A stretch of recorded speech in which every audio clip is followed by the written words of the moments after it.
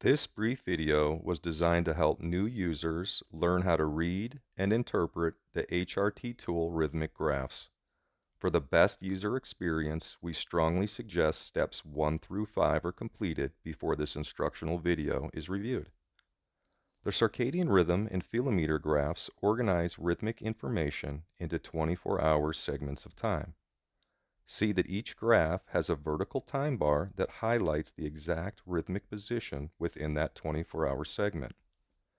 The yellow ribbon display at the top shows the start and end time data for each 24-hour segment of time.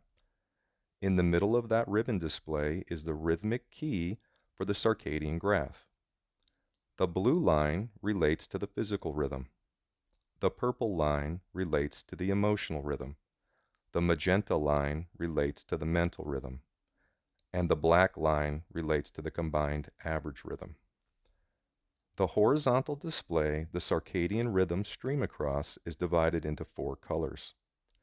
These colors help you determine what parts of your circadian rhythm are in the active phase, transitional phase, or rest phase. The black average line sets the tone. If the black average is in the orange or red, expect to feel more sensitive to physical and emotional stimuli. If the black average is in the yellow or green, expect to feel less sensitive to physical and emotional stimuli. On the lower border of the circadian graph is the horizontal column of times. These times align with the highs and lows of the physical rhythm. During a physical low, expect energy levels to decrease. During a physical high, expect energy levels to increase. If the physical rhythm is positioned over the orange or red zones, expect to feel more intense physical highs and less intense physical lows. If the physical rhythm is positioned over the yellow or green zones, expect to feel less intense physical highs and more intense physical lows. These color zones help users better understand why their physical state varies depending on the positioning of this rhythm. We will now examine the emotional rhythm. This rhythm will rise for 24 hours and then fall for 24 hours. Notice how this 24-hour fluctuation happens in incremental steps. Green highlights a small step. Yellow highlights a moderate step. And red highlights a large step. The larger the step, the more exaggerated your emotions will feel during those up and down transitions. The vertical purple line was included to alert users to the moment an emotional high or low is reached. If the emotional rhythm is positioned over the orange or red zones, expect to feel increased sensitivity to emotional stimuli. If the emotional rhythm is positioned over the yellow or green zones, expect to feel decreased sensitivity to emotional stimuli. These color zones help users better understand why their emotional state varies depending on the positioning of these rhythms. Within every 24-hour segment of time, notice there are 5 red vertical lines. These red lines alert you to the 5 largest separations between your physical and emotional rhythms. When there is a substantial separation between your physical and emotional rhythms, expect the top rhythm to be more noticeable. This feature was included to help you better understand why physical and emotional priorities vary depending on the positioning of these 2 rhythms. The color zones help you anticipate which separations will be more obvious. For example, a separation that spans between a red and green zone will be more noticeable than a separation that spans between an orange and a yellow zone. We will now examine the mental rhythm. To understand how this rhythm fluctuates, we need to describe its movements in relation to a user's birthday. The mental rhythm will be in the lowest phase on a user's birthday. This rhythm will move 1 phase every 30 days. This is the pattern of the mental rhythm. Low phase to mid phase to high phase to mid phase to low phase, and then repeats. From birthday to birthday, a mental rhythm will cycle through 6 mid phases, 3 high phases, and 3 low phases. Knowing when these mental highs and lows happen lets users anticipate what times of the year will be more or less mentally challenging.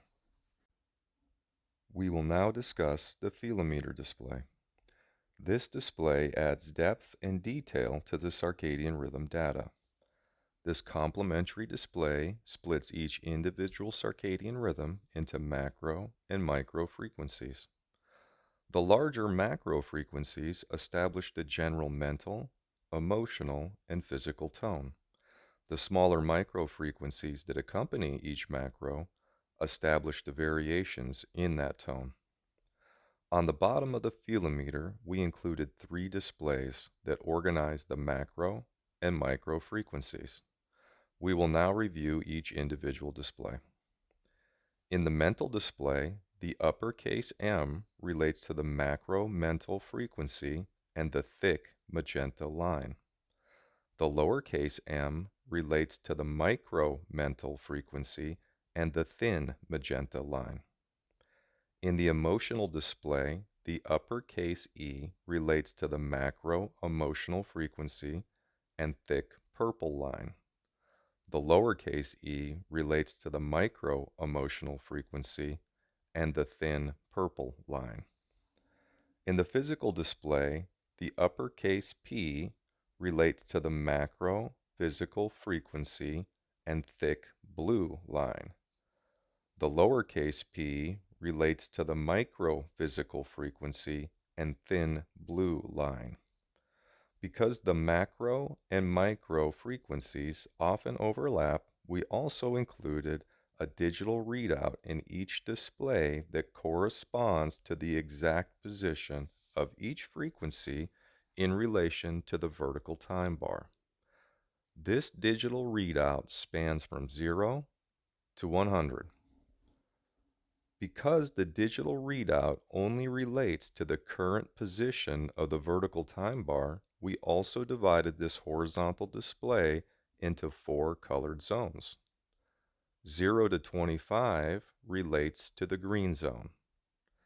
25 to 50 relates to the yellow zone.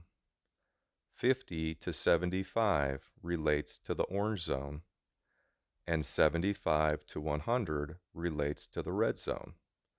These zones allow you to quickly scan the entire display to verify what combination of frequencies are in the agitated, transitional, or calm state.